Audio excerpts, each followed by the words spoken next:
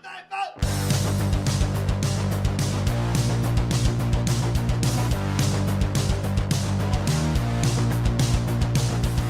heard the rest. Now here's the best. Stay Tuned Sports Podcast. And hello there, all you Stay Tuners. Welcome back to another episode of Stay Tuned Sports. It's your good friend Jimbo here, back after a good weekend, I would say. Had a pretty fun weekend. Practicing a little bit more iRacing. Had my first ever wreck. Finished in last place against computers. Yes, that's where my talent level is right now with iRacing.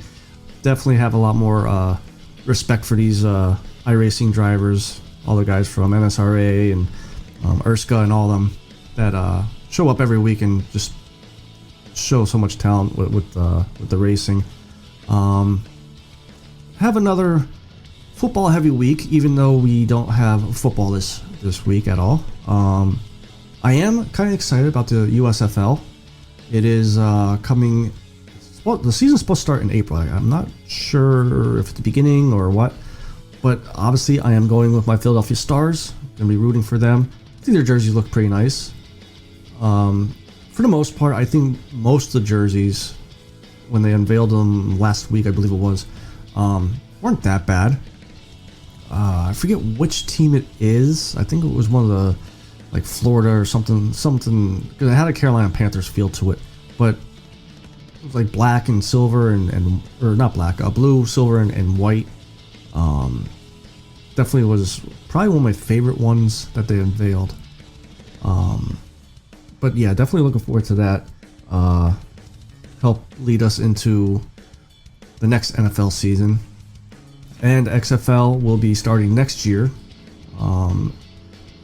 NFL and the XFL have agreed to kind of partner up and work together. XFL is going to use some of the possible NFL rule changes, and basically NFL is just going to see how they work in their league and see if they want to adopt them or not. But so that was kind of like a short, can't even think of a word. Just got home from work, so I'm a little frazzled here. But definitely excited for the XFL and USFL. But before we get really into the show, head over to staytunesports.net so you can follow all of our social media accounts. There's UFC pay-per-view this weekend, this Saturday, Colby Covington versus Jorge Masvidal. I am going to be live tweeting that one. Maybe. I know I said I was going to do a live show this past Saturday. Things kind of came up, so hopefully I could do a live show during the pay-per-view.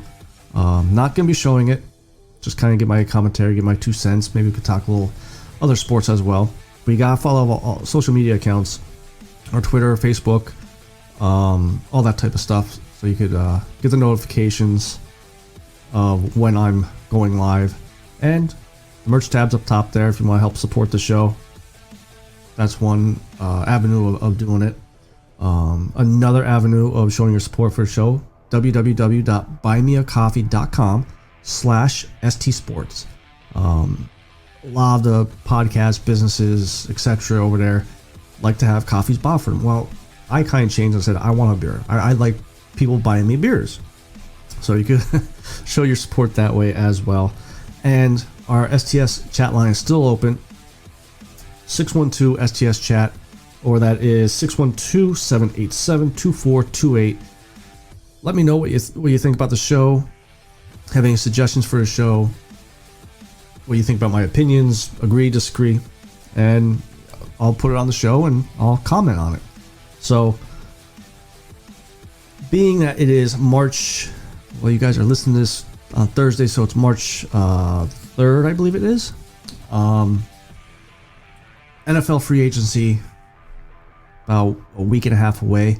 March 14th is the quote-unquote legal tampering day, which I just think is stupid. I mean, just get rid of it and start free agency 2 days earlier. And looking at some of the free agents, as of right now, there has been, I don't believe anybody has been franchise tagged. Even some rumors. I think the only rumor I saw was Davante Adams from Green Bay possibly being franchised by Green Bay. And I'll talk about him in a second here. But it got me, thinking, what free agents out there that may not be franchised can either re-sign with the teams or top 4 or 5 guys to look at. So speaking of Davante Adams, as long as I think it all boils down to what's going to happen to Aaron Rodgers. Rumor is he's looking for to be paid as the highest quarterback, which rightfully so. Back-to-back MVPs. I mean, he's shown his talents over how many years now, and he's looking for $50 million a year. Now that is a lot for a quarterback. That he's starting to get up there. He may have, I don't know, maybe 3-4 more years before you really start to see a decline. And this is the thing that a lot of us fans have to remember when it comes to front office. We say, Aaron Rodgers, $50 million. Look at his past. He's well worth that money. That's the thing. You're not paying for what they did in the past. Yeah, you could take that into consideration, but you gotta figure, okay, if I'm gonna pay him $50 million a year, next year he goes MVP. Okay, well that $50 million was worth it. What happens if he has a decline following year and he's like 12th best quarterback or 10th best quarterback? That $50 million was kind of a waste. I mean, he didn't play up to that contract. So I don't know if he'll be able to hit the $50 million mark, but I think I could see them doing something like a Drew Brees contract from a couple years ago, where they kind of backloaded it, but was able to give him that contract that he was looking for. Now the thing is, if they do give him the $50 million a year or even 45 a year, that's a big cap hit. Davante Adams is one of the best, if not the best, wide receiver in the NFL right now. So he's going to be asking to be paid as the top wide receiver. I don't have on top of my head what the highest paid wide receiver is number wise, but if you're going to tie up basically 50% of your salary cap, or even 30 or 40% of your salary cap in 2 players, that is hard to do. And I don't know if they would be able to sustain being competitive doing that. Because obviously if you do that, you got to kind of take from a different position money-wise. And now that position is going to hurt a little bit. You don't want to take away from the offensive line, because obviously if Aaron Rodgers can't stand up, then there's no Davante Adams. So both contracts would be a bad fit. So that's where I think the franchise tag comes in. I think they franchise Davante Adams. Now, if I was Davante Adams, I would not sign that the franchise tag, almost said tender, until I know if Aaron Rodgers is gonna be there. If he's not there, I'm not signing. I'm telling him, trade me. Nothing against Love, but that team will decline so fast because Rodgers not there, and Love is he's just a backup quarterback. I think he's always going to be a backup quarterback. He's never going to be a starter. Not saying that he should have beat out Aaron Rodgers by now, because again, Aaron Rodgers has been one of the best quarterbacks in the league in the past 5-7 years. So if I'm Adams, I'm trying to force my way out of Green Bay, because they're going to want to go with a full rebuild, and Adams is in the prime of his career, so he's still got another 4 or 5 years before you start to see a decline in him. I mean, Philly, they got 3 first rounders, so they would have to give up at least one of those first rounders. I think it's a second rounder if it's a franchise tagged player. You stick him with Devontae Smith and Quiz Watkins and Dallas Goedert. They're just, that offense would make Jalen Hurts look phenomenal, because defenses wouldn't be able to key on just on Smith or just on Adams, which I'm hoping Jason Kelce comes back. I mean, the rumor is that he's also leaning towards coming back because he can't stop talking about the team.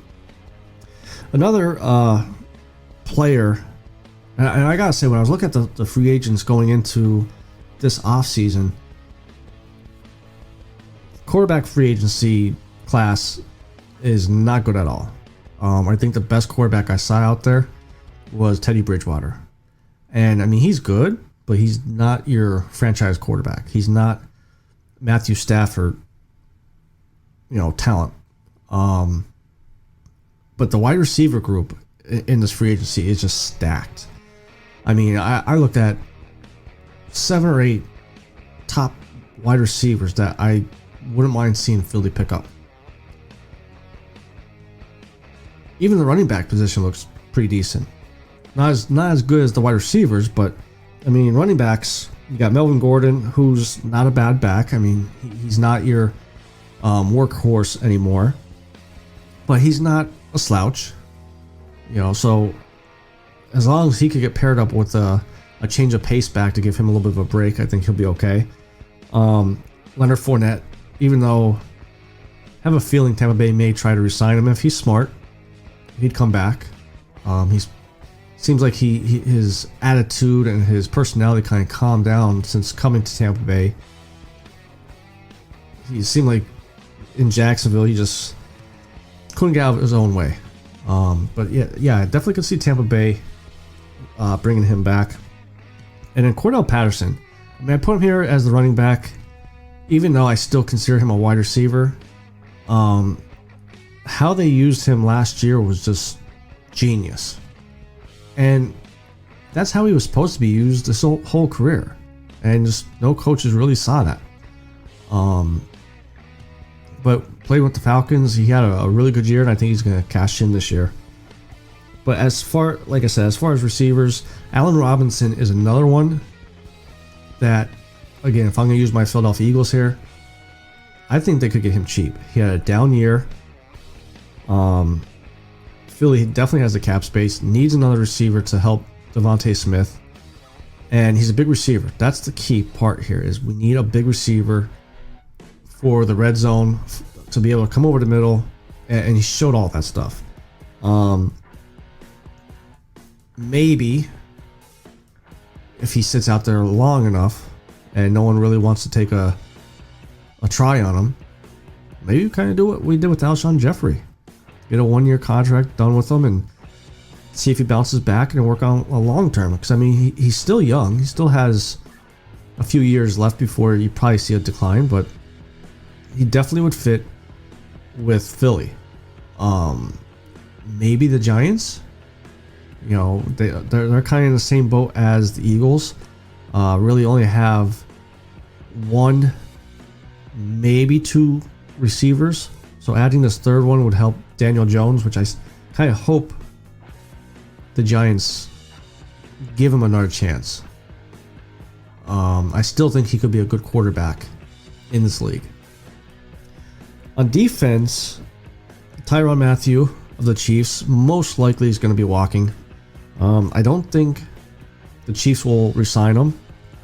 But one team I think you have to keep an eye on is the Ravens, Baltimore Ravens, because back in 2-3 years ago, 2019, 18, when he became a free agent, they were real close to signing him. But then the Chiefs came in and they were able to lock down the deal with him. And I think the thing that the Ravens have going for them is how their defense coordinator uses safeties like Mathieu. All his skill sets are right there for the defense coordinator. Like I said, how he uses them. Every safety that he's ever used became a very good safety, but they have to have a certain skill set. He plays them up in the box, plays them deep. So it all works out, and all signs point that would be a good match there. And then, kind of circling back to my Philadelphia Eagles, I actually want Philly to draft this kid when he was a rookie, and that's Hassan Riddick. If there's one thing Howie Roseman has been missing on, other than wide receivers, is the linebacker position. Ever since Jordan Hicks has left for Arizona, we have yet to find a replacement.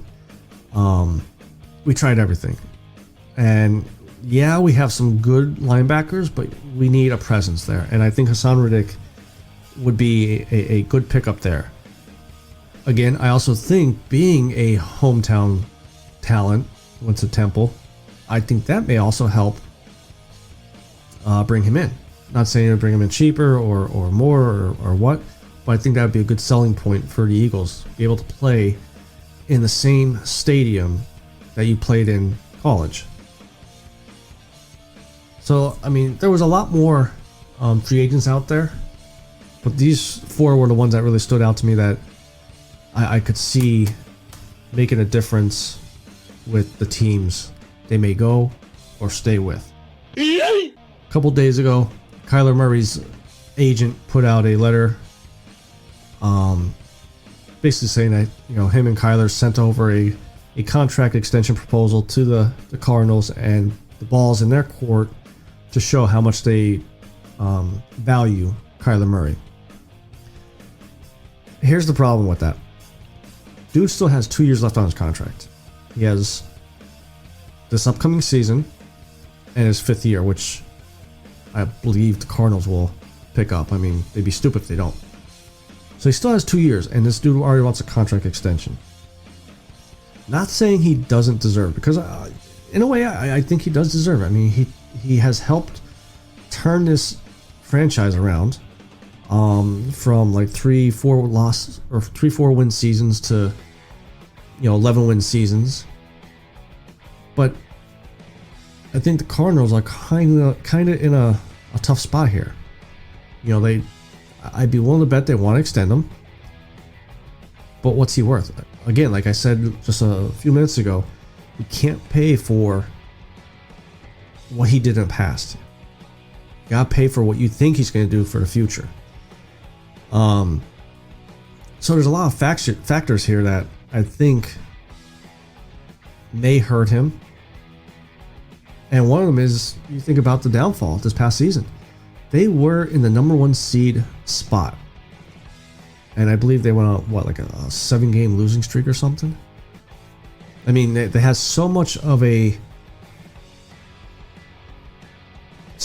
gap between first and the last spot of making it into the playoffs that they were able to take those 7-game losses. But then when the playoffs started, I mean, he was terrible. You just watch that game, you look at the stats, he was just terrible. You were a number 1, you were a first-round draft pick, meant to be the face of the franchise, but face of the franchise needs to be able to not only take a team to the playoffs, but win games in playoffs and win the Super Bowl. And you just got outclassed and lost your first round. So what kind of contract do you give him? I mean, if I was the Cardinals, I'd come out and say, we're picking up your 5th year, and you have 2 years to show us that you're still progressing, that you're still becoming better, and that you can take this team to the next level. And because that's the other thing too, is you look at who he had on offense this past year, that the wide receiver group. Traded for Zach Ertz. Ertz had a lot better season in Arizona than he was having in Philly. You had DeAndre Hopkins you traded for the year before. AJ Green. You just had talent in that wide receiver room, and you lost in the playoffs after a 7-game losing streak. So if you could show that you kind of learn from your mistakes from the playoffs, you got that experience now, and you take it to another level, maybe. I don't even know if he could. I mean, honestly, I don't know if he could even make the Josh Allen money. Maybe somewhere between there, but more towards the Josh Allen money. Just a little bit on it. Maybe paid top 5 type money. But you gotta show that you can win in the playoffs and not go on a 7-game losing streak with that type of wide receiver talent.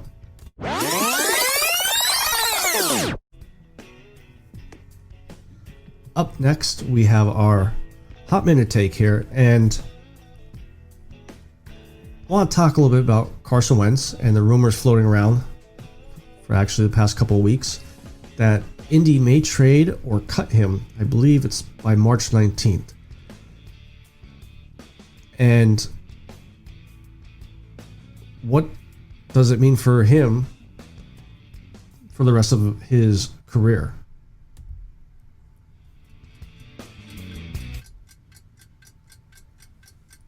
So Carson Wentz was drafted by Philadelphia, obviously first overall, or second overall, but first round pick.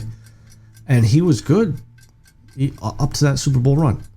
If it wasn't for him, in 2017, Philly would never won that Super Bowl. But then he blew his ACL out that season, and he just never has been the same. And I think now, seeing how he really didn't make a turnaround in Indy, is going to follow him the rest of his career. I don't think we're going to see that Carson Wentz of early on from here on out.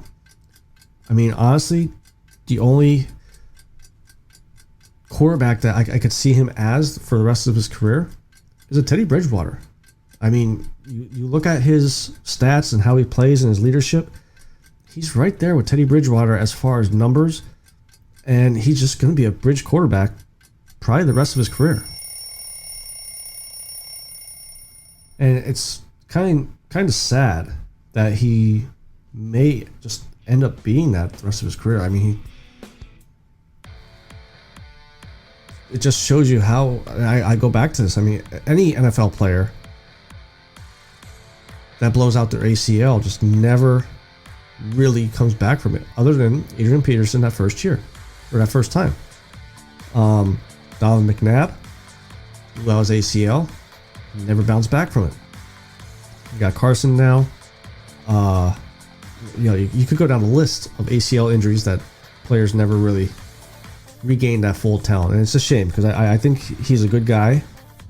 Seems like he does a lot for any community that he's around, and I was really pulling for him, hoping that he jumpstart again his career in Indy, but looks like it's going to be over after 1 year.